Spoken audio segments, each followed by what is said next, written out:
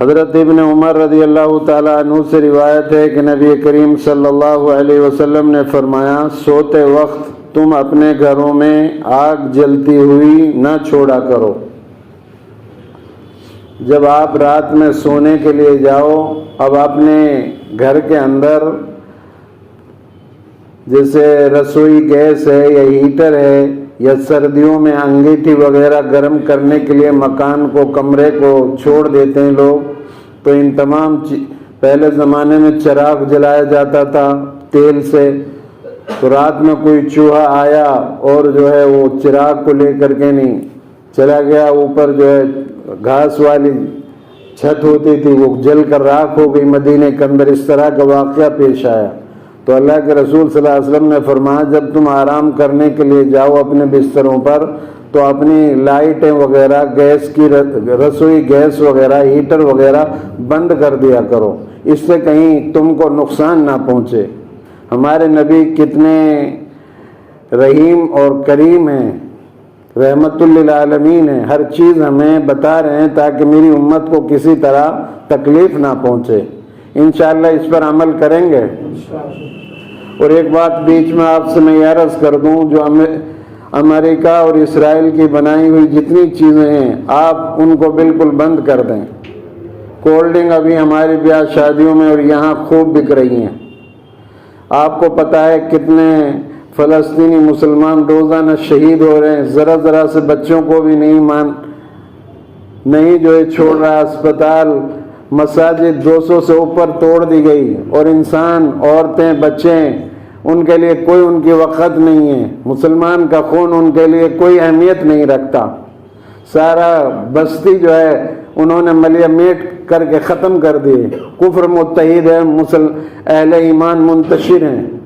صرف آپ سے میں ریکویسٹ کرتا ہوں کہ آپ جتنی بھی اس کی بنائی ہوئی چیزیں ہیں اس کو ترک کر دیں، اس کو استعمال نہ کریں۔ آپ کے ذہن میں یہ بات پیدا ہوگی کہ بھائی اس سے اس پر کیا فرق پڑے گا۔ میں سمجھتا ہوں کہ اس سے اس پر کوئی فرق نہیں پڑے گا، لیکن کسی کے یہاں ایک مثال دیتا ہوں، شادی ہے۔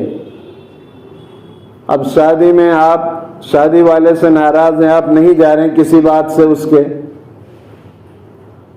تو آپ نہیں جا رہے تو اس کے دل پر اثر تو پڑے گا کہ میری شادی میں خوشی کے دن یہ میرے پاس نہیں آئے۔ آپ نے اپنے جذبات کا اظہار کیا کہ فلاں وقت تم نے میرے ساتھ ایسا کیا تھا، اس لیے میں تمہاری شادی میں شرکت نہیں کر رہا۔ اسی طرح ہم یہاں رہ کر کے نہیں، اپنے جذبات کا، ناراضگی کا پوری دنیا کے مسلمان اظہار تو کر سکتے ہیں۔ اسے پتہ تو چلے گا کہ ساری دنیا کے اچھے انسان تجھ سے ناراض ہیں، تیری بنائی ہوئی چیزیں بالکل بکنی مارکیٹ میں بند ہو چکی ہیں۔ انشاءاللہ کریں گے اس بات پر عمل۔ ایک اور حدیث چھوٹی سی، اسے بھی سن لیں۔ حضرت جابر رضی اللہ تعالیٰ عنہ سے روایت ہے کہ رسول اللہ صلی اللہ علیہ وسلم نے فرمایا، برتنوں کو ڈھانپ دیا کرو، مشکیزے کا منہ باندھ دیا کرو، دروازے بند کر دیا کرو اور چراغ بجھا دیا کرو، اس لیے کہ شیاطین بندھے ہوئے مشکیزے کو، بند دروازے کو اور ڈھکے ہوئے برتنوں کو نہیں کھولتا۔ اگر تم میں سے کسی کو کوئی چیز نہ ملے تو اس کی چوڑائی میں لکڑی ہی رکھ دو اور اللہ کا نام لے، اس لیے کہ ایک چوہا بھی گھر کو گھر والوں سمیت جلا سکتا ہے۔ اللہ کے رسول صلی اللہ علیہ وسلم نے ہمیں یہ پیغام دیا کہ رات میں آپ جو ہے جب سونے کے لیے جائیں تو اپنے کھانے پینے کی تمام چیزوں کو ڈھک دیں۔ شیاطین کے لشکر آتے ہیں رات میں اور وہ گھروں میں ان میں داخل ہوتے ہیں اور پھر جو ہے ان میں وہ اس کو جھونٹا کر دیتے ہیں۔ اگر کوئی چیز نہیں مل رہی ہے پانی پینے کے برتن کو ڈھکنے کے لیے، تو پہلے زمانے میں لکڑی کا زمانہ تھا، لکڑی کو ہی رکھ دو کسی برتن کے اوپر تاکہ شیاطین اس کو جھوٹا نہ کر سکے، اور بسم اللہ پڑھ کے اپنے دروازے بند کرو۔ حدیث پاک میں آتا ہے جب آپ بسم اللہ پڑھ کر دروازہ بند کرو گے تو شیطان کہے گا اس گھر کے اندر داخل نہیں ہو سکتے، اور بسم اللہ پڑھ کر جب کھانا کھاؤ گے تو شیطان کہے گا کہ یہاں نہ کھانے کی جگہ ہے، نہ کھانے کو ملے گا، نہ یہاں رہنے کے لیے ملے گا، اور وہ پھر شیاطین ایسے گھروں میں داخل نہیں ہوتے۔ اور جن گھروں کو بسم اللہ پڑھ کر اللہ کا نام لے کر بند نہیں کیا جاتا، کھانا بسم اللہ پڑھ کر شروع نہیں کیا جاتا۔